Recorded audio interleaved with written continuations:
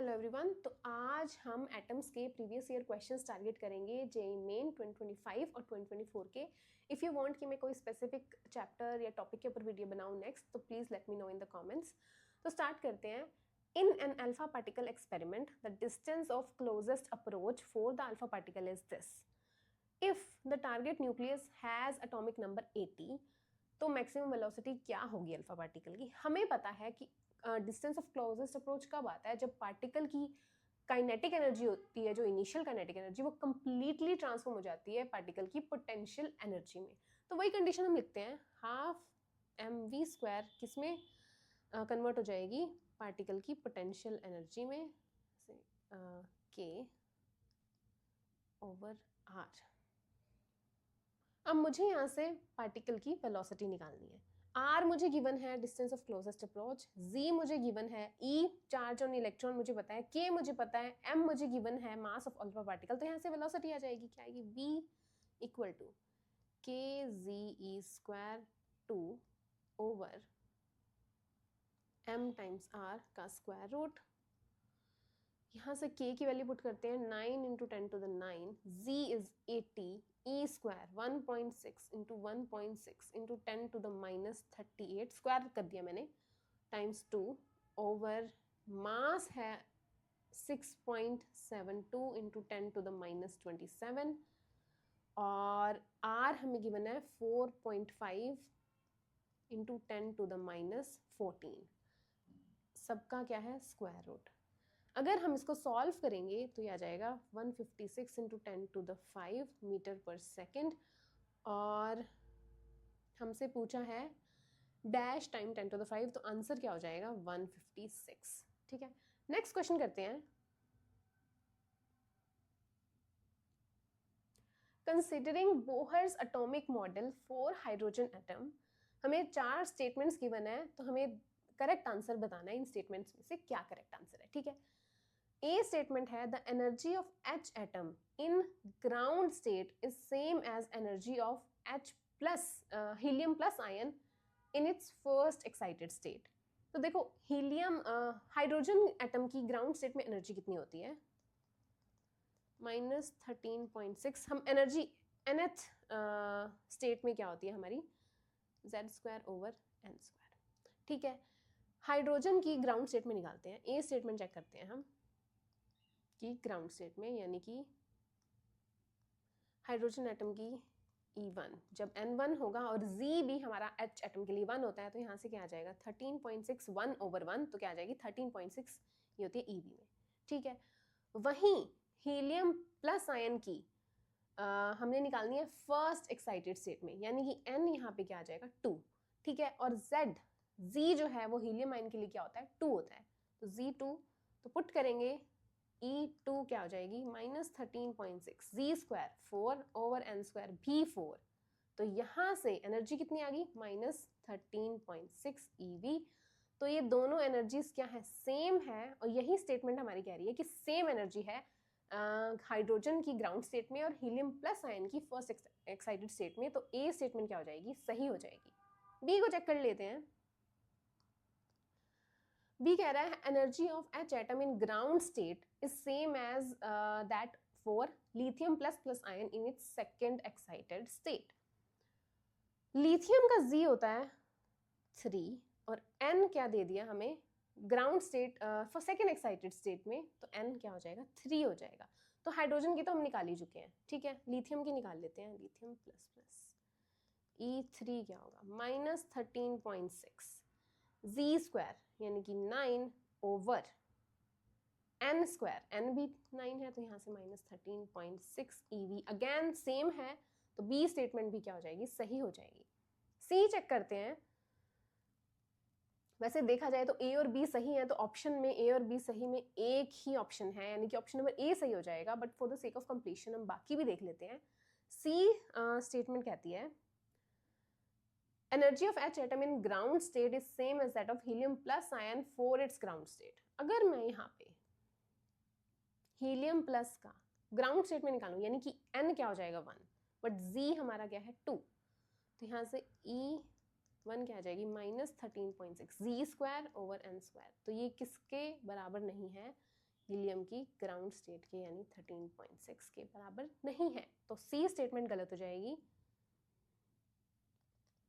D कह रहा है the energy of helium ion in its first excited state is same as that for lithium ion in its ground state. अब देखो, helium की तो हम फर्स्ट एक्साइटेड स्टेट में निकाल चुके हैं, वो है 13.6 अभी निकाली हमने। लिथियम की निकाल लेते हैं ग्राउंड स्टेट में, ग्राउंड स्टेट ही पूछा है ना। हाँ, तो Z क्या है 3 और N क्या है 1, तो एनर्जी क्या हो जाएगी -13.6 Z स्क्वायर 9/1, तो ये किसके इक्वल नहीं है, -13.6 जो हमारा आंसर आया था। तो डी स्टेटमेंट भी गलत हो जाएगी, तो करेक्ट क्या होंगी A and B only, right. Next question करते हैं। Assuming the validity of Bohr's atomic model for hydrogen-like ions, the radius of lithium plus ion in its ground state is given by a note by x. तो x की value हमें निकालनी है, a note क्या है first Bohr radius. तो electron के orbit की जो रेडियस होती है वो हम कैसे लिखते हैं, n की टर्म्स में, R n equal to 0.53 n square by z, ये किस में होता है एंगस्ट्रॉम में, और 0.53 एंगस्ट्रॉम क्या होती है ए नॉट। तो हम इसको ए नोट की टर्म्स में लिख लेते हैं, जस्ट बिकॉज हमारा आंसर जो है वो ए नोट की टर्म्स में है, यानी कि ए नोट ओवर एक्स है, तो एक्स की वैल्यू निकालनी है, तो पाई जी। अब हमसे पूछा है लिथियम प्लस आयन की। लिथियम के लिए जी होता है 3 और हमसे पूछा है ग्राउंड स्टेट में, ग्राउंड स्टेट के लिए एन होता है 1, तो आर एन यानी कि क्या आ जाएगा R3, तो यहाँ से आ जाएगा ए नॉट, एन क्या है 1 स्क्वायर ओवर जी क्या है 3, तो ये क्या आ जाएगा ए नॉट बाई 3, और हमें गिवन क्या था equal to a naught by x, तो एक्स की वैल्यू क्या आ जाएगी 3 आ जाएगी, तो ऑप्शन नंबर सी जो है वो करेक्ट ऑप्शन हो जाएगा। नेक्स्ट क्वेश्चन करते हैं। Consider the Bohr model of hydrogen-like atoms. The ratio of radius of fifth orbit of electron in lithium plus and helium plus is। तो देखो, हमने इलेक्ट्रॉन की रेडियस निकालनी है फिफ्थ ऑर्बिट में, fifth orbit meaning n equal to 6। अब ये दोनों के लिए n इक्वल टू 6 है। अब रेडियस की हम इक्वेशन कैसे लिखते हैं, a not n square by c। अगर मैं रेडियस लिथियम की निकालूं तो क्या आ जाएगी, a naught 6 square by Z, lithium के लिए क्या होता है 3। सिमिलरली हीलियम के लिए निकालते हैं a naught 6 square by 2, divide कर देंगे दोनों को, यहाँ से आ जाएगा R plus divide by R helium plus, यहाँ से आ जाएगा ए नॉट 36 बाई 3, यहाँ से आएगा ए नॉट 36 बाई 2, तो यहाँ से आ जाएगा 2/3, तो ऑप्शन नंबर सी जो है वो करेक्ट ऑप्शन हो जाएगा, 2/3 रेशियो आ जाएगी। नेक्स्ट क्वेश्चन करते हैं। In a hydrogen-like ion, the energy difference between the second excitation energy state and ground state is 108.8 electron volt. The atomic number of the ion is। अब हमें energy difference दे दिया second excitation energy state का, मतलब first excitation energy किस पे होती है n equal to 2 पर, और फर्स्ट एक्साइटेशन और सेकेंड किस पर होगी हमारी n इक्वल टू 3 पर। तो ground state n equal to 1 and n equal to 3 के बीच में जो एनर्जी डिफरेंस है वो मुझे दे दिया 108.8 इलेक्ट्रॉन वोल्ट। एटॉमिक नंबर यानी कि Z की वैल्यू मुझे निकालनी है। अब देखो, अब यहाँ से हम एनर्जी डिफरेंस निकालते हैं 13.6 Z square over n square, यानी कि -13.6 Z square over n square यानी 1 इक्वल टू 108.8। ये भी EV में होता है और 108.8 भी EV में गिवन है, तो लेफ्ट और राइट के यूनिट्स क्या है सेम है। यहाँ से क्या आ जाएगा 13.6 Z स्क्वायर को मैं कॉमन लेती हूँ, -1/9 प्लस 1 इक्वल टू 108.8। यहाँ से आ जाएगा Z square 8/9 equal to 108.8 divide by 13.6, ये किस पे कैंसिल होगा 8 पर, तो Z स्क्वायर 8/9 क्या हो जाएगा 8, तो Z स्क्वायर क्या हो जाएगा 9, यहाँ से Z क्या आ जाएगा 3, तो एटॉमिक नंबर क्या होगा एटम का आयन का 3। राइट, नेक्स्ट क्वेश्चन करते हैं. For a hydrogen atom, the ratio of largest wavelength of Lyman series to that of Balmer series is. Largest wavelength निकालनी है. वेव नंबर कैसे लिखते हैं हम? वेव नंबर लिखते हैं R1/NF² माइनस 1/NI². ठीक है, लार्जेस्ट वेवलेंथ का क्या मतलब है? अब ये किसके इक्वल है? 1/λ. ठीक है, लार्जेस्ट वेवलेंथ यानी कि स्मॉलेस्ट फ्रीक्वेंसी, और स्मॉलेस्ट फ्रीक्वेंसी यानी कि स्मॉलेस्ट एनर्जी गैप. ठीक है, और स्मॉलेस्ट एनर्जी कब रिलीज होगी? जब वो दो कंसेक्यूटिव लेवल्स में ट्रांजिशन करेगा. ठीक है, तो दो कंसेक्यूटिव लेवल में ट्रांजिशन होने के लिए हमारे पास क्या आ जाएगी? लॉन्गेस्ट वेवलेंथ आ जाएगी. तो लाइमन सीरीज के लिए NF क्या होगा? 1, वो फिक्स्ड है. पर स्मॉलेस्ट एनर्जी के लिए मुझे N क्या चाहिए? N इनिशियल क्या होना चाहिए? 2 होना चाहिए. 2 कंसेक्यूटिव लेवल्स होने चाहिए, तभी मेरे पास स्मॉलेस्ट फ्रीक्वेंसी डिफरेंस आएगा, तभी मेरे पास लार्जेस्ट वेवलेंथ आएगी उसकी. ठीक है, सिमिलरली बाल्मर के लिए NF होता है 2 और NI कहाँ से ट्रांजिशन करेगा? वो 3 से. तभी हमारे पास स्मॉलेस्ट एनर्जी गैप आएगा, तभी स्मॉलेस्ट फ्रीक्वेंसी गैप आएगा, यानी कि स्मॉलेस्ट फ्रीक्वेंसी का जो फोटोन है वो रिलीज होगा, तभी हमारे पास लॉन्गेस्ट वेवलेंथ आएगी. ठीक है, अब यहाँ पे हमने क्या निकालना है? Ratio of largest wavelength of Lyman series to that of Balmer series. तो लाइमन की निकालते हैं. 1/λL, यहाँ से आ जाएगा R. F है 1 माइनस इनिशियल है 1/4, स्क्वायर कर दिया मैंने. यहाँ से आ जाएगा R 3/4. लैम्डा L क्या आ जाएगा? 4/3R. ठीक है, बाल्मर के लिए निकालते हैं. 1/λB equal to R 1/4 minus 1/9. यहाँ से आ जाएगा 5R/36. तो लैम्डा B क्या आ जाएगा? 36/5R. तो लैम्डा L/लैम्डा B निकालना है हमें, जो आ जाएगा 4/3R 36/5R. यहाँ से आ जाएगा okay 2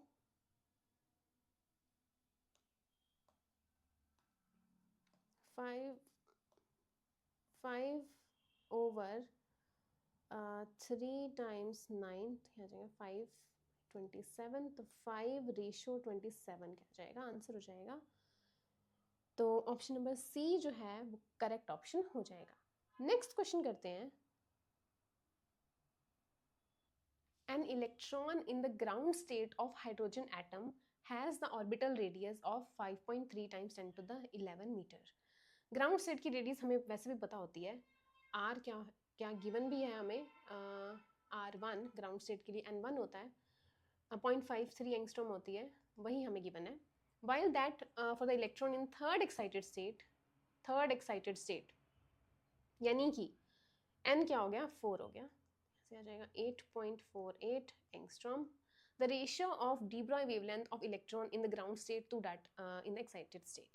ratio of de Broglie wavelength निकालनी है हमने. ठीक है, बोहर्स क्वांटाइजेशन कंडीशन क्या होती है? 2πr equal to n lambda. ठीक है, फर्स्ट केस में लगाते हैं 2πr1 n1 है, लैम्डा 1. ठीक है, यहाँ सेकेंड केस में हमारे पास आ जाएगा 2πr4 इक्वल टू 4 लैम्डा 4. तो हमें निकालना है लैम्डा 1/λ4.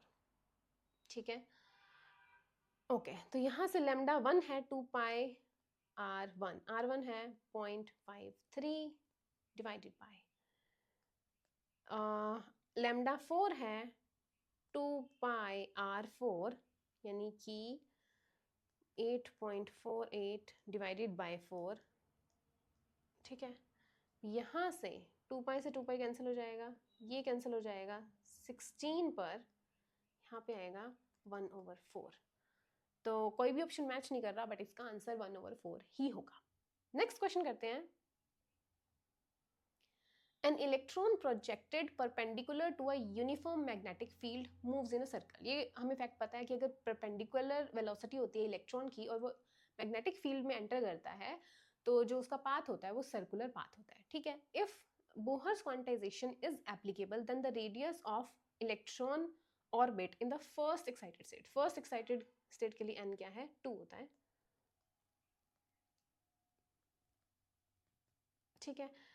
रेडियस निकालनी है हमने, mvr nh/2 से हम लिखते हैं, ठीक है। अब यहाँ पर मैग्नेटिक फील्ड की कंडीशन क्या होगी, mv²/r सेंट्रीपिटल फोर्स किसकी इक्वल होगा, मैग्नेटिक फोर्स के। यहाँ से अगर मैं v की वैल्यू निकाल लूँ और वहाँ सब्स्टिट्यूट कर दूँ तो यहाँ से मेरे पास r की वैल्यू निकल जाएगी। तो v निकालते हैं, v क्या आ जाएगा, qbr/m। वहाँ सब्स्टिट्यूट करते हैं, let's say equation number 1, equation number 2, 2 को 1 में पुट करते हैं, आ जाएगा m, v है qbr/m r equal to n क्या है 2, तो 2 से 2 कैंसिल हो जाएगा, h/π बचेगा, m से m कैंसिल, यहाँ से हो जाएगा r² equal to h/qb/, r क्या आ जाएगा, √h/qb/। तो ऑप्शन नंबर q को हम e लिख देते हैं, यहाँ से आ जाएगा h/e/b/। तो ऑप्शन नंबर b जो है वो मैच कर जाएगा, तो option number b correct option हो जाएगा। नेक्स्ट क्वेश्चन करते हैं। During the transition of electron from state A to C of Bohr atom, wavelength emit होती है 2000 angstrom की, it becomes 6000 when electron jumps from state B to C. The wavelength of the radiation emitted during the transition of electron from A to B is, देखो हमारे पास levels है A B C, ठीक है, A B C। जब A to C jump करता है electron A to C तो wavelength emit होती है 2000 एंगस्ट्रॉम। जब इलेक्ट्रॉन जंप करता है B to C तो वेवलेंथ एमिट होती है 6000 एंगस्ट्रॉम। हमें फाइंड आउट करना है जब हमारा इलेक्ट्रॉन A to B में जंप कर रहा है तो वेवलेंथ कितनी एमिट होगी, ठीक है। अब देखो 1/λ हम कैसे लिखते हैं, nf² - 1ni² से, ठीक है। nf फर्स्ट केस क्या है, A to C का केस लिखते हैं, ठीक है। A to C के केस में लैम्डा कितनी है, फाइनल है C, nc² - 1/na², ये है 1/2000 एंगस्ट्रॉम, ठीक है। सेकेंड केस लिखते हैं हम B to C का, उसमें लैम्डा है λ2 है R, फाइनल अगेन है C - 1/np² इक्वल टू 1/6000। मुझे A to B निकालना है। अगर मैं इन दोनों को इक्वेशन नंबर 1, इक्वेशन नंबर 2, इन दोनों को सब्ट्रैक्ट कर दो तो 1/nc² कैंसिल हो जाएगा, तो बचेगा मेरे पास किसकी वेवलेंथ, A to B की। सब्ट्रैक्ट करते हैं 1 - 2, ठीक है।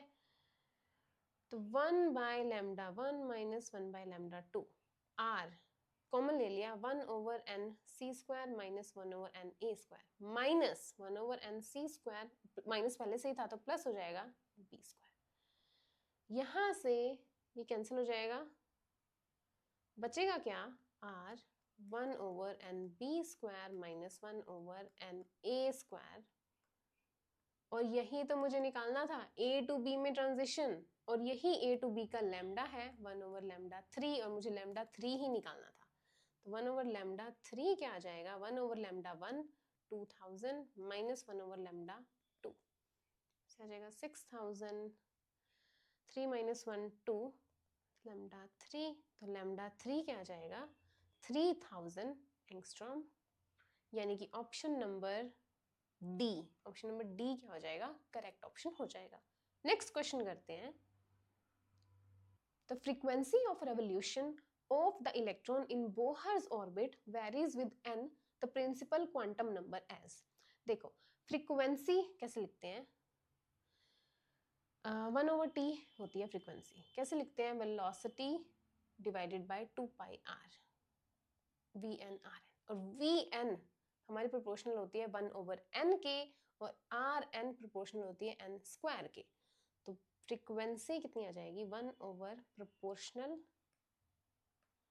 फ्रीक्वेंसी प्रोपोर्शनल होगी 1/n n स्क्वायर, यानी कि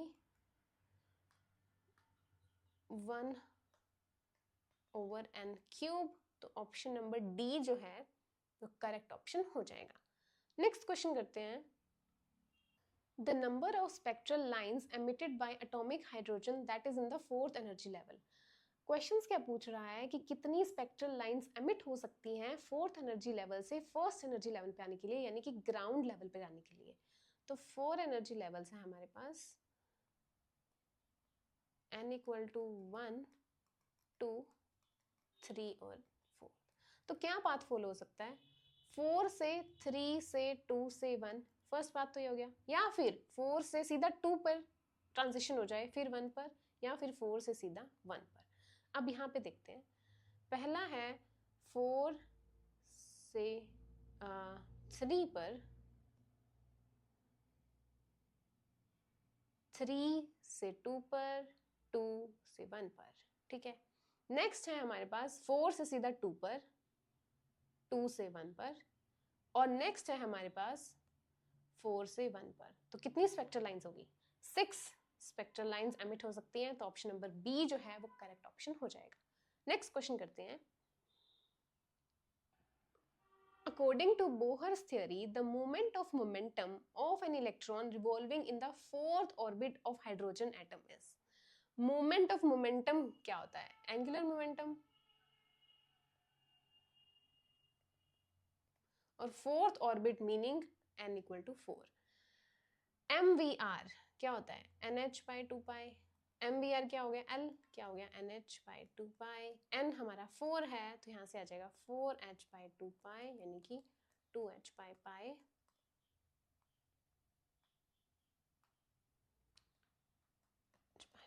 तो ऑप्शन नंबर डी जो है वो करेक्ट ऑप्शन हो जाएगा। नेक्स्ट क्वेश्चन करते हैं। An electron rotates in a circle around a nucleus having positive charge Ze. Correct relation between total energy of electron and potential energy is. Electron revolve कर रहा है एक न्यूक्लियस के around जिसका पॉजिटिव चार्ज है Ze। First of all centripetal force किसके equal होगा? हमारे पास इलेक्ट्रोस्टैटिक फोर्स के। तो K 1/4πε0 Ze²/r। यहाँ से mv² की क्या वैल्यू आ जाएगी? Ze² over 4πε0r। और यहाँ से काइनेटिक एनर्जी की क्या वैल्यू आ जाएगी? Half mv² Ze²/8πε0r। यहाँ से हम पोटेंशियल एनर्जी भी निकाल लेते हैं। इलेक्ट्रॉन की क्या आ जाएगी? Negative Ze over 4πε0r। और टोटल एनर्जी क्या होगी? U + K,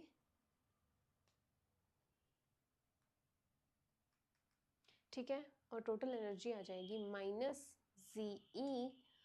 -Ze² over 8πε0r। तो यहाँ से रिलेशन पता चल रहा है। अगर मैं E/U कर दूँ, ये क्या हो जाएगा? -Ze²/8πε0r बाय U है, तो -Ze² 4πε0r। यहाँ से आ जाएगा 1/2। तो E/U क्या है? 1/2। तो U क्या आ जाएगी? 2E।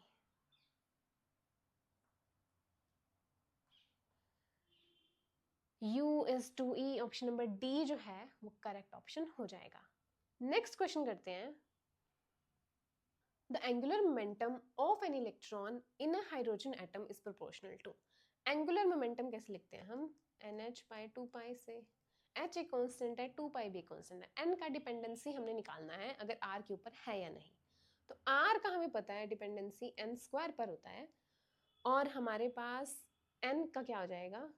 √R पर।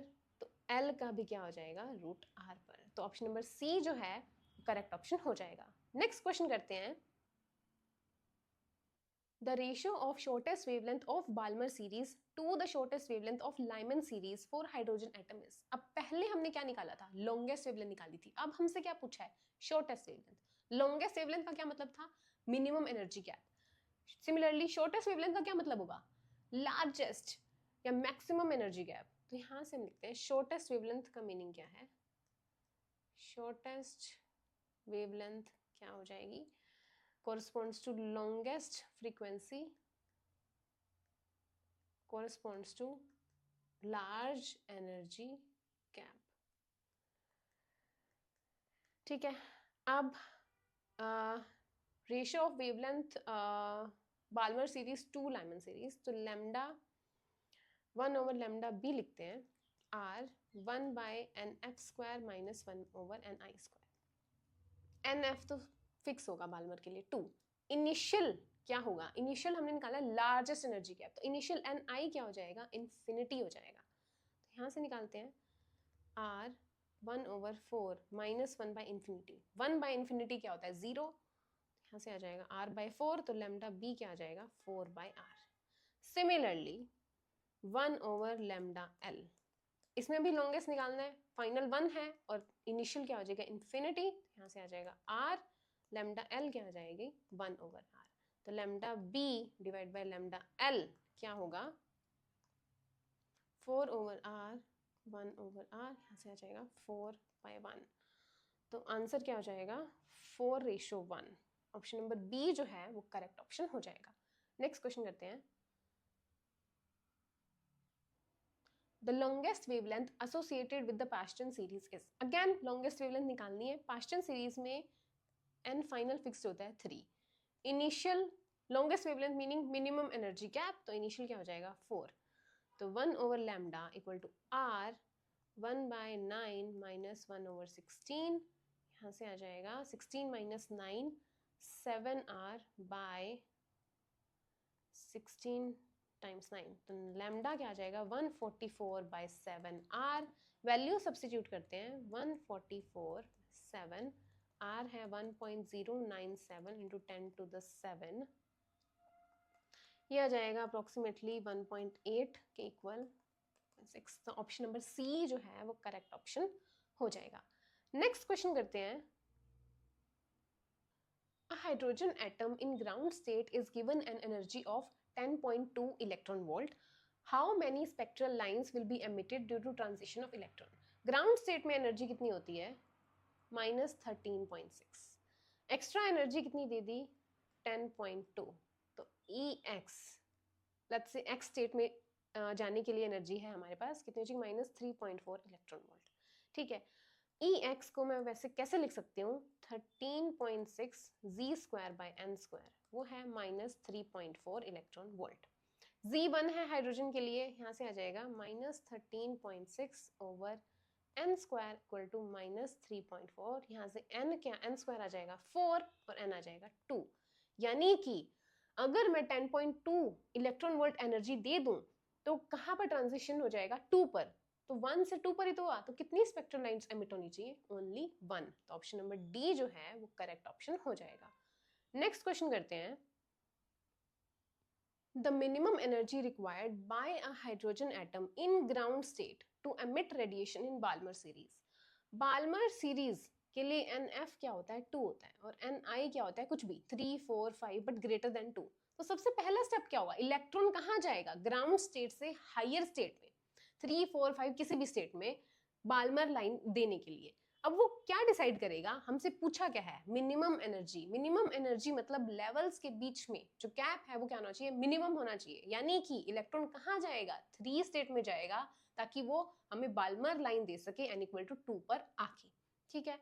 तो n equal to 1 ground state से कहाँ जाएगा, 3 पर. तो 1 पर एनर्जी कितनी है, 13.6. 3 पे एनर्जी कितनी होगी, -13.6 बाई 9. अब इनका डिफरेंस ही जो होगा उतनी एनर्जी में इलेक्ट्रॉन को दूंगी ताकि वो 3 स्टेट पे जाए. 13.6 तो ऑलरेडी उसके पास है, तो कितनी एनर्जी मुझे देनी पड़ेगी, डेल्टा E.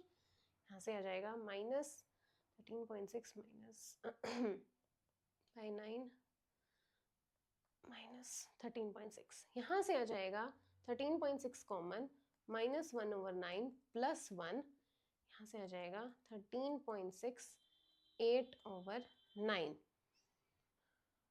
यानी कि ऑलमोस्ट 12.09 EV, यानी कि 12.1 इलेक्ट्रॉन वोल्ट। तो 12.1 इलेक्ट्रॉन वोल्ट मुझे एनर्जी देनी पड़ेगी, मिनिमम एनर्जी, ताकि हमें बाल्मर लाइन मिल सके। नेक्स्ट क्वेश्चन करते हैं। The radius of third stationary orbit of electron for Bohr's atom is r. The radius of fourth stationary orbit will be third r, and first of all कैसे लिखते हैं हम, 0.53 n²/z। Third stationery orbit की हमारे पास radius है r, 9/z r। Fourth की कितनी होगी, R4 क्या होगा 0.53 16/z, ये हमने निकालना है। तो यहाँ से मैं इसकी वैल्यू निकाल लेती हूँ, जो कि आ जाएगी R/9। ठीक है, तो यहाँ सब्स्टिट्यूट करेंगे R/9 इंटू 16, तो R4 क्या आ जाएगी 16R/9, यानी कि option number A will be the correct answer. Next question करते हैं। The ratio of magnitude of kinetic energy to the potential energy of an electron in the fifth excited state। अभी हमने derive किया था kinetic energy, total energy और potential energy का relation. Fifth excited state यहाँ matter नहीं करेगा, क्योंकि हमें पोटेंशियल एनर्जी भी फिफ्थ एक्साइटेड स्टेट में निकालनी है और काइनेटिक एनर्जी भी फिफ्थ एक्साइटेड स्टेट में निकालनी है। तो काइनेटिक एनर्जी वहाँ पर हमारे पास थी हाफ ऑफ पोटेंशियल एनर्जी, तो रेशियो क्या आ जाएगा, K/U क्या आ जाएगा, हाफ हो जाएगा। तो ऑप्शन नंबर ए जो है वो करेक्ट ऑप्शन हो जाएगा। नेक्स्ट क्वेश्चन करते हैं। An electron revolving in nth Bohr orbit has magnetic moment μn. If μn is proportional to n to the power x, तो x की वैल्यू हमने निकालनी है। मैग्नेटिक मोमेंट हम कैसे लिखते हैं, LE/2m से, और L क्या होता है हमारे पास NH/2π से सब्स्टिट्यूट करेंगे, म्यू क्या आ जाएगा NHE/2m और 2π। सब कुछ कांस्टेंट है, म्यू डिपेंड कर रहा है n की पावर 1 पे, तो x की वैल्यू क्या हो जाएगी, x की वैल्यू 1 हो जाएगी। ऑप्शन नंबर डी जो है वो करेक्ट ऑप्शन हो जाएगा। नेक्स्ट क्वेश्चन करते हैं।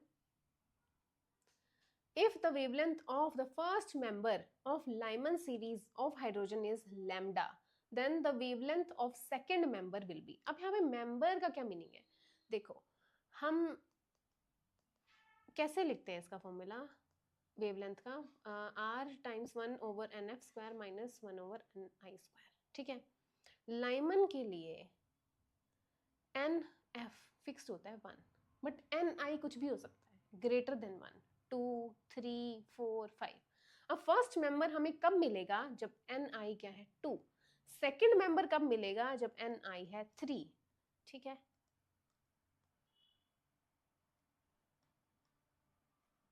तो अब हमें क्वेश्चन में क्या पूछा है, वेवलेंथ है फर्स्ट मेंबर की लाइमन सीरीज की लैम्डा, तो यानी कि 1/λ इक्वल टू r 1/1 - 1/4, ये क्या आ जाएगा 3r/4। ये हमारे पास है 1/λ, तो लैम्डा क्या आ जाएगा 4/3r। ठीक है, अब हमें सेकेंड मेंबर की वेवलेंथ क्या होगी वही निकालनी है। λ1 से नोट करते हैं इसको। सेकेंड मेंबर के लिए 1/λ2 r 1 रहेगा, यहाँ पे n क्या हो जाएगा 3 हो जाएगा, यहाँ से आ जाएगा 8r/9। ये क्या आ जाएगा 1/λ2, यहाँ से λ2 क्या आ जाएगा 9/8r। तो डिवाइड करेंगे इक्वेशन नंबर 1 और इक्वेशन नंबर 2 को, यहाँ से क्या आ जाएगा λ1/λ2 इक्वल टू 4/3r, यहाँ से आ जाएगा 9/8r। यहाँ से r कैंसिल हो जाएगा 32/27, और λ1 क्या है, लैम्डा 27/32, तो λ2 सेकेंड मेंबर की वेवलेंथ क्या आ जाएगी 27/32 लैम्डा। तो ऑप्शन नंबर ए जो है वो करेक्ट ऑप्शन हो जाएगा। नेक्स्ट क्वेश्चन करते हैं। An electron in the hydrogen atom initially in the fourth excited state makes a transition to nth energy state by emitting a photon of energy 2.86 electron volt, the integer value of n हमें निकालनी है। तो अगर वो fourth excited state में था, यानी कि पहले क्या होती है हमारे पास ग्राउंड स्टेट, ठीक है, n इक्वल टू 1 पर, फिर होती है first excited state, second excited state, third excited state, fourth excited state, यानी कि n क्या होगा 2 3 4 5, n क्या होगा फोर्थ एक्साइटेड स्टेट के लिए 5, तो एनर्जी 5 क्या हो जाएगी -13.6, जी स्क्वायर 1 हो जाएगा ओवर n स्क्वायर 25, nth में कितनी हो जाएगी ओवर n स्क्वायर, और इनका डिफरेंस क्या है हमें गिवन 2.86, अगर वो फिफ्थ से nth में जाता है तो कितनी एनर्जी का फोटोन रिलीज होता है 2.86, तो इनका डिफरेंस ये इसेंशियली, तो यहाँ से आ जाएगा 13.6 minus 13.6 by n square equal to 2.86, यहाँ से 13.6 अगर मैं कॉमन लूँ क्या जाएगा -1/25 plus 1/n square equal to 2.86, ये क्या आ जाएगा -1/25 प्लस 1/n स्क्वायर, इसको डिवाइड करेंगे तो आ जाएगा 0.21, और यहाँ पर है 1/n स्क्वायर 0.21 प्लस 1/25 क्या होता है 0.04, क्या आ जाएगा 1/n स्क्वायर क्या आ जाएगा 0.25, स्क्वायर रूट लेंगे 1/n क्या होगा 0.5,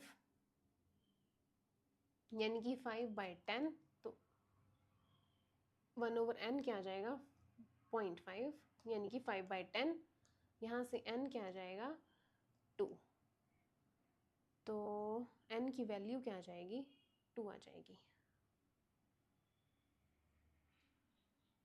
नेक्स्ट क्वेश्चन करते हैं, a hydrogen atom changes its state from n equal to 3 to n equal to 2 due to recoil, the percentage change in the wavelength of emitted light is approximately this, the value of n is। अब देखो यहाँ पे हो क्या रहा है, situation क्या है यहाँ पे, जब कोई भी ट्रांजिशन होता है तो वहाँ पे फोटोन रिलीज होता है, तो हम ये मानते हैं कि न्यूक्लियस जो है वो हमारा रेस्ट पर है, और जो सारी की सारी एनर्जी कौन ले गया फोटोन ले गया। तो केस नंबर 1 है हमारे पास जब एटम रिकॉयल नहीं करता है, तो जब एनर्जी रिलीज होगी तो किसके पास जाएगी फोटोन के पास। बट केस नंबर 2 जो हमारा क्वेश्चन में पूछा हुआ है, एटम क्या कर रहा है रिकॉयल हो रहा है, जो कि गन प्रॉब्लम में हम करते हैं कि बुलेट फायर होती है तो बुलेट एक डायरेक्शन में जाती है और हमारी गन दूसरी डायरेक्शन में, सिमिलरली फोटोन एक डायरेक्शन में रिलीज होगा तो एटम दूसरी डायरेक्शन में रिकॉयल होगा, तो एनर्जी टोटल कुछ तो फोटोन ले जाता है और कुछ रिकॉयल में जाती है एनर्जी, ठीक है। तो यही सिचुएशन हमारी क्वेश्चन में पूछी हुई है कि जब फर्स्ट केस में जब फोटोन कुछ एनर्जी लेके जाता है, एक्चुअली सारी एनर्जी ही ले जाता है, तो उसमें उसकी वेवलेंथ कितनी होती है लैम्डा होती है, बट यहाँ पे अगर कुछ एनर्जी हमारी रिकॉल में भी जा रही है तो वेवलेंथ क्या हो जाएगी कुछ इंक्रीज हो जाएगी, तो increase in the wavelength percentage change निकालना है, percentage increase in the wavelength basically कितनी होगी, डिफरेंस कितना होगा दोनों वेवलेंथ्स का। तो फर्स्ट केस में हमारे पास हम लिखते हैं डेल्टा ई क्या हो जाएगा H C by lambda, lambda मैं मान लेती हूँ जब एटम रिकॉयल नहीं होता तो वेवलेंथ कितनी लेके जाता है फोटोन अपने साथ लैम्डा, और जब एटम रिकॉयल होता है तो वेवलेंथ कितनी होती है फोटोन की लैम्डा प्राइम मान लेती हूँ मैं, ठीक है। अब देखो इस सिचुएशन में हम क्या लगाते हैं conservation of momentum, initial momentum final momentum के सेम रहेगा, इनिशियल मोमेंटम तो 0 है, सिस्टम रेस्ट पर है, फाइनल मोमेंटम में क्या होगा mv हमारा रिकॉयल एटम जो रिकॉयल हो रहा है उसका मोमेंटम प्लस फोटोन का, क्योंकि दोनों ऑपोजिट डायरेक्शन में हो गए इसलिए नेगेटिव ले लिया, किसी को भी नेगेटिव ले सकते हो, mv फोटोन का हमारे पास मोमेंटम ऑफ फोटोन, और मोमेंटम ऑफ फोटोन हम डी ब्रॉय वेवलेंथ लगाते हैं, यहाँ पे क्या आ जाएगा lambda prime equal to h over p, p क्या आ जाएगा फोटोन का जो मोमेंटम है h बाय लैम्डा प्राइम, तो यहाँ से क्या आ जाएगा -mv plus h by lambda prime, यहाँ से मैं रिकॉयल वेलोसिटी निकाल लेती हूँ, mv क्या आ जाएगा h ओवर लैम्डा प्राइम, यहाँ से वेलोसिटी आ जाएगी h/m लैम्डा प्राइम। ठीक है, अब यहाँ पे देखो ये इक्वेशन में डेल्टा E किसके इक्वल है? Energy of photon. Energy of photon कितनी होगी? hc by lambda prime plus energy of recoil, मान लेती हूँ हाफ mv²। ठीक है, अब v की वैल्यू पुट करते हैं यहाँ पे, v² चाहिए हमें, तो v² कितना आ जाएगा? h² m lambda prime square. Substitute करते हैं, डेल्टा E क्या हो जाएगा? hc by lambda prime plus half m v² h² m square lambda prime square. m से एक m कैंसिल हो जाएगा, तो डेल्टा E क्या आ जाएगा? hc by lambda prime plus half m h² by lambda prime square. अब lambda prime square को होल इक्वेशन से मल्टीप्लाई करते हैं, क्योंकि मुझे लैम्डा प्राइम निकालना है। ठीक है, तो सिंप्लीफाई करते हैं, delta E lambda prime square equal to hc lambda prime plus h² by 2m। Simplify again, delta E lambda prime square minus hc lambda prime minus h² by 2m equal to 0। ये क्या है? Quadratic equation है। मुझे lambda prime चाहिए, क्योंकि मुझे क्या निकालना है? मुझे percentage increase in the wavelength निकालना है। यहाँ पे lambda prime minus lambda over lambda times 100 मुझे चाहिए, तो मुझे यहाँ से लैम्डा और लैम्डा प्राइम निकालना है। लैम्डा तो मैं यहाँ से निकाल लूंगी, बट मुझे लैम्डा प्राइम निकालना है, इसीलिए यहाँ से इस इक्वेशन से मुझे लैम्डा प्राइम चाहिए। ये क्या है? क्वाड्रेटिक इक्वेशन है, जिसमें a है डेल्टा E, b है माइनस hc और c है माइनस h² ओवर 2m। लगाते हैं हमारे पास क्वाड्रेटिक फॉर्मूला, माइनस b से आ जाएगा hc plus minus √b² h² c² minus 4ac minus already है c में, तो 4ac h² over 2m divided by 2a, 2 delta E। ये क्या आ जाएगा? Lambda prime. hc कॉमन ले लेते हैं, लैम्डा प्राइम क्या आ जाएगा? hc प्लस पॉजिटिव वाला सोल्यूशन कंसीडर करते हैं, hc 1 plus 2 delta E by mc² divided by 2 delta E। अब हम सिंप्लीफाई करते हैं। अब मैं इसको इरेज कर देती हूँ, राइट हैंड साइड वाले को इरेज करते हैं।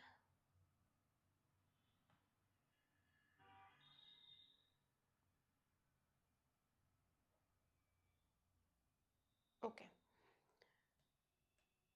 अब यहाँ से मेरे पास लैम्डा प्राइम है और लैम्डा भी है। लैम्डा हमारे पास यहाँ से क्या आया था? डेल्टा E है hc बाय लैम्डा, और लैम्डा क्या आ जाएगा? hc by delta E। अगर मैं इन दोनों को डिवाइड कर दूं, इन दोनों इक्वेशन को, इक्वेशन नंबर 1 और equation number 2, lambda prime by lambda निकालते हैं, hc कॉमन लेते हैं, 1 plus square root 1 plus 2 delta E by mc² divided by 2 delta E, और यहाँ से क्या है? hc, डिफरेंट कलर से यूज करते हैं, hc डेल्टा E। hc से hc कैंसिल हो जाएगा, डेल्टा E से डेल्टा E कैंसिल हो जाएगा, यहाँ से बचेगा 1 प्लस, यहाँ पे बाइनोमियल लगा देते हैं, 1 plus 2 by 2 delta E by mc² और डिवाइड में था 2, तो यहाँ से आ जाएगा 2 प्लस, इसको सिंप्लीफाई करते हैं, 1 plus delta E by 2mc²। ये क्या आ जाएगा? Lambda prime by lambda. अब मुझे क्या चाहिए? Lambda prime minus lambda over lambda. Again यहाँ पे करते हैं इस क्वेश्चन को, लैम्डा प्राइम बाय लैम्डा है 1 plus delta E by 2mc²। 1 को दूसरी साइड लेके जाएंगे, lambda prime minus lambda over lambda क्या है? Delta E by 2mc²। और यहाँ से अगर मैं वैल्यू सब्स्टिट्यूट करती हूँ, तो यहाँ से मेरे पास आ जाएगा, वैल्यू सब्स्टिट्यूट करके ही आ जाएगा 1 टाइम्स 10 टू द माइनस 9, और हमें परसेंटेज निकालना है तो मल्टीप्लाई बाय 100, तो आ जाएगा 10 टू द नेगेटिव 7, और हमसे n की वैल्यू ही पूछी थी, n की वैल्यू क्या आ जाएगी 7. I know it's a bit messy, but I hope you understood the solution very well. Next question करते हैं. The shortest wavelength of the spectral lines in the Lyman series of hydrogen spectrum is 915 angstrom. The longest wavelength Balmer series में कितनी होगी? अभी मैं कुछ time पहले explain कर चुकी हूँ shortest wavelength और longest wavelength में difference. तो shortest wavelength Lyman के लिए, यानी कि Lyman के लिए NF तो fixed है, 1 होगा, और NI क्या होगा? infinity. तो lambda 1 निकालते हैं, 1 माइनस 1 ओवर इन्फिनिटी, यहाँ से आ जाएगा लैम्डा 1 क्या आ जाएगा 1 ओवर आर, जो मुझे गिवन है 915 एंगस्ट्रॉम, यानी कि बेसिकली मेरे पास 1 ओवर आर की वैल्यू आ गई है. लॉन्गेस्ट वेवलेंथ के लिए एनर्जी लेवल्स का जो गैप है वो होना चाहिए मिनिमम, यानी कि Ni 3 हो जाएगा. बाल्मर के लिए NF क्या होता है 2, तो लैम्डा 2 क्या हो जाएगा R 1/4 माइनस 1/9 से आ जाएगा 5R/36, तो लैम्डा 2 क्या हो जाएगा 36/5R, और 1 ओवर R की वैल्यू क्या थी 915, यहाँ से सब्स्टिट्यूट करते हैं 36/5 इंटू 915, यहाँ से आ जाएगा, ये कैंसिल करेंगे 1 8 3, और यहाँ से आ जाएगा 6588 एंगस्ट्रॉम, यानी कि आंसर क्या हो जाएगा 6588. नेक्स्ट क्वेश्चन करते हैं. Radius of certain orbit of hydrogen atom is this if energy of electron in this orbit is E over x, then x is, तो हम ऑर्बिट मान लेते हैं nth ऑर्बिट है, तो हमें जनरली nth ऑर्बिट का फॉर्मूला पता है 0.53 n स्क्वायर बाय z, और हाइड्रोजन है तो z1 हो जाएगा 8.48, ये मुझे गिवन है. यहाँ से n स्क्वायर में निकाल सकती हूँ, ये जाएगा कैंसिल हो जाएगा, 16 पर n क्या आ जाएगा 4, n 4 आ गया. एनर्जी इन दिस ऑर्बिट क्या होगी? एनर्जी क्या होगी 13.6 c square by n square, z1 हो जाएगा 13.6 बाय n क्या है 4 यानी 16, तो E क्या है हमारे पास energy in ground state, energy in ground state क्या है 13.6 होती है, तो E बाय 16, तो x की वैल्यू क्या आ जाएगी 16, राइट. नेक्स्ट क्वेश्चन करते हैं.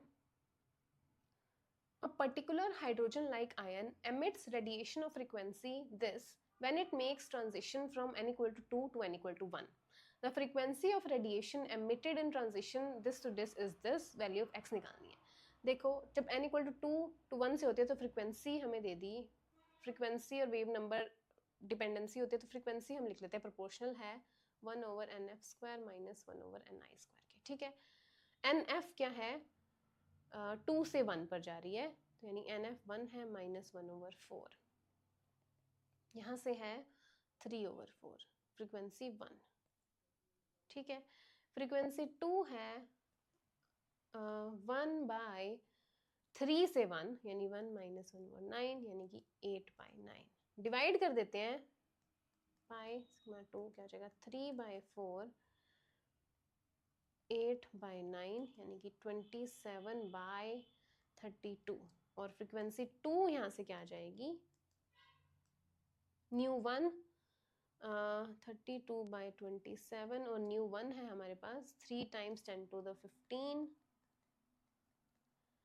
आ जाएगा 9, ये आ जाएगा 32/9 इंटू 10 टू द 15 हर्ट्स, और हमें गिवन क्या था x/9 इंटू 10 टू द 15, तो x की वैल्यू क्या आ जाएगी 32. नेक्स्ट क्वेश्चन करते हैं. If Rydberg constant is r, the longest wavelength of radiation in Paschen series will be this. Longest wavelength के लिए again energy gap क्या होना चाहिए मिनिमम, तो Paschen के लिए n equal to NF क्या होता है 3, तो NI क्या होगा 4, तो फ्रीक्वेंसी निकालते हैं, वेवलेंथ निकालते हैं 1 over lambda r 1 over 9 minus 1 over 16, यहाँ से आ जाएगा R 16 माइनस 9 इंटू 144 से आ जाएगा लैम्डा क्या आ जाएगा 144/7r, और हमें गिवन क्या है α/7r, तो अल्फा की वैल्यू क्या आ जाएगी 144। नेक्स्ट क्वेश्चन करते हैं। The electric potential at the surface of an atomic nucleus of radius this is. Electric potential निकालना है, क्या होता है KZE/R, वैल्यूज पुट करते हैं। K होता है 9 × 10⁹, Z है 50, E है चार्ज ऑन इलेक्ट्रॉन, और R हमें गिवन है सेंटीमीटर में, मीटर में कन्वर्ट करेंगे -15। 9 से 9 कैंसिल हो जाएगा, यहाँ से आएगा 16 × 5 × 10⁻10/10⁻15, यहाँ से आ जाएगा 80 × 10⁵, और हमसे पूछा है 10⁶ में, तो 8 × 10⁶ वोल्ट, तो आंसर क्या आ जाएगा 8 हो जाएगा। नेक्स्ट क्वेश्चन करते हैं। When a hydrogen atom going from n = 2 to n = 1 emits a photon, its recoil speed is this, the value of x is. Again हमने अभी recoil speed वाला क्वेश्चन किया है, सिमिलर क्वेश्चन है but easier calculation. First of all हम energy निकालते हैं जब n = 2 से n = 1 पर जाता है। ये रिमेंबर भी होनी चाहिए, अभी हम बहुत सारे क्वेश्चन कर चुके हैं। जो एनर्जी आती है हमारे पास 10.2 इलेक्ट्रॉन वोल्ट आती है, यू कैन सॉल्व इट। तो अगेन रिकॉइल स्पीड है तो मोमेंटम कंजर्व होगा, Pi = Pf, इनिशियल 0 है और फाइनल क्या हो जाएगा mv + h/λ। लैम्डा क्या है फोटोन की वेवलेंथ, तो यहाँ से क्या आ जाएगा mv = h/λ, ये रिलेशन आ गया। अब देखो हमने क्या निकालना है, हमने x की वैल्यू निकालनी है, रिकॉइल स्पीड। एनर्जी हम लिखते हैं hc/λ से। अब मुझे hc भी पता है, अब मुझे यहाँ से लैम्डा अगर मैं सब्सटीट्यूट कर दूँ, लैम्डा क्या आ जाएगा h/mv, यहाँ सब्सटीट्यूट कर दूँ तो मैं v की वैल्यू निकाल लूँगी। तो 10.2 = hc/hmv, यहाँ से h से h कैंसिल हो जाएगा, v क्या आ जाएगा 10.2/c/m, और ये 10.2 इलेक्ट्रॉन वोल्ट में है, तो v निकालते हैं 10.2 × 1.6 × 10⁻19, c क्या है 3 × 10⁸, और मास है गिवन है हमें 1.6 × 10⁻27। ओके, 1.6 से तो 1.6 कैंसिल हो जाएगा, यहाँ से आएगा 10.2 / 3 10⁻19, और यहाँ से बचेगा 10⁻19 ही, तो यहाँ से आ जाएगा 102/10 × 3, ये आ जाएगा, सॉल्व करेंगे तो 34/10, और ये आ जाएगा 17/5 मीटर्स पर सेकेंड, और हमें गिवन क्या था x/5 मीटर्स पर सेकेंड, तो x कंपेयर करने पे क्या आ जाएगा 17, राइट। नेक्स्ट क्वेश्चन करते हैं। Hydrogen atom is bombarded with electrons accelerated through a potential difference V, which causes excitation of hydrogen atoms. If the experiment is being performed at T = 0 Kelvin, the minimum potential difference needed to observe any Balmer series line in the emission spectra will be α/10 volt. Alpha की value निकालनी है। अब T = 0 पे मैंने underline किया, इसका क्या मतलब है? अब क्वेश्चंस में हमें पूछा है बेसिकली कि हमने पोटेंशियल डिफरेंस V लगा दिया, हाइड्रोजन एटम एक्साइट हो गए, T = 0 केल्विन पर हमारा एक्सपेरिमेंट परफॉर्म किया गया, यानी कि हमें इसेंशियली दे दिया कि सिस्टम क्या है, ग्राउंड स्टेट में था पहले, और हमें बाल्मर लाइन में अपने स्पेक्ट्रा को ऑब्जर्व करना है। बाल्मर लाइन के लिए पहले ग्राउंड स्टेट से कहाँ जाना पड़ेगा, अपर लेवल्स पर, यानी कि 3, 4, 5 किसी भी पर। अब ये किस पे डिपेंड करेगा, हमें पूछा क्या है, मिनिमम पोटेंशियल डिफरेंस, यानी कि n = 3 पे जाना पड़ेगा ग्राउंड स्टेट से फाइनल पर। तो एनर्जी निकाल लेते हैं, कितनी एनर्जी चाहिए होगी ग्राउंड स्टेट से 3 पर जाने के लिए। तो ग्राउंड स्टेट की एनर्जी होती है हमारे पास 13.6 eV, और n = 3 लगाएंगे तो 13.6/9, तो डिफरेंस आ जाएगा हमारे पास 13.6 - 13.6/9, यानी कि 13.6 × 8/9। यहाँ से ये हमारे पास आ गया एनर्जी डिफरेंस, और ये किसके इक्वल होगा, ई वी नॉट के, और ये सारा इलेक्ट्रॉन वोल्ट में ही है। ई से ही कैंसिल हो जाएगा, 13.6 इंटू 8/9 क्या आ जाएगा हमारे पोटेंशियल डिफरेंस की वैल्यू, और अल्फा बाय 10 है, ये क्या हो जाएगा बेसिकली 12.09, अप्रोक्सीमेटली लिखेंगे 12.1 इक्वल टू वी नॉट। और हमें पूछा है ये क्या है अल्फा बाय 10, तो हमें अल्फा बाय 10 की फॉर्म में लाना पड़ेगा 12.1 को। 10 से मल्टीप्लाई 10 से डिवाइड, ये क्या आ जाएगा 121/10। अब इससे कंपेयर कर सकते हैं, अल्फा क्या आ जाएगा 121। तो इतने ही क्वेश्चंस थे हमारे पास एटम्स में जेईई मेन 2025 और 2024 के। So this is it for this video, I will see you guys in the next one.